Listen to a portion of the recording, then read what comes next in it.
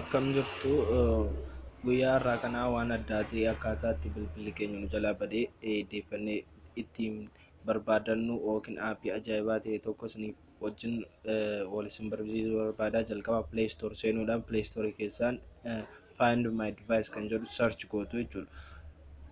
Yeroo Find My Device ittiin search gootan aappii isaniin isaa magariisa ta'e kunoo akka haala kanaan isiniif fidaadha. Aappii kanaan daawunlood godhadhe yookiin install godhee waan hin jiruuf lamata install gochuun hin gaafatu. Anasumaan open godhaa install godhachuudhaan fayyadamuu ni dandeessu. Gaafa bantan kunoo emailii keessan isin gaafata. Emailii keessan asii kunoo irratti gootu yoo kana alaa emailiin keessan qofa kanarra jiru taanaan kun gajjallaatiin lammaffaa filachuu dandeessu jechuudha. Kanuma bilbila koo kanan fayyadamudha waan ta'eef asumaan paaswordii koo kontinuudhaan paaswordii kootti naqee sign godhaa jechuudha.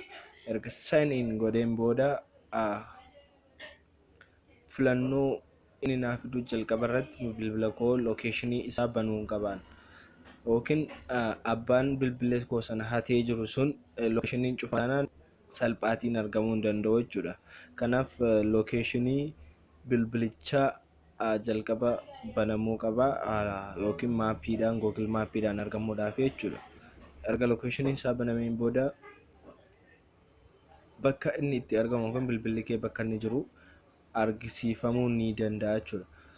Kanaaf abbaan yookiin hattuun sun yoo akka carraa ta'e lokeeshinii kee hin cufin jiru ta'e bakka lokeeshinii yookiin bilbila kee itti argamu yookiin abbaan sun baatee jiru Gmailii kee wajjin Gmailii keedhaan argachuu ni dandeessa jechuudha. Kunoo akkuma argartan in your hands naan jedheera. Asii immoo lokeeshinii kunoo bakka bilbilli sun itti jiru argisiisaa jira jechuudha.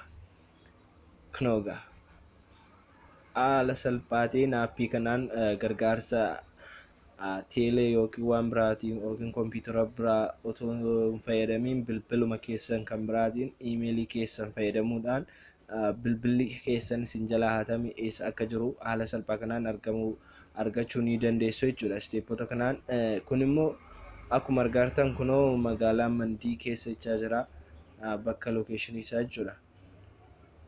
Haaluma kanaan steepota amma isinitti agarsiise hordofuudhaan haala salphaa ta'een kunoo argachuu ni dandeessu.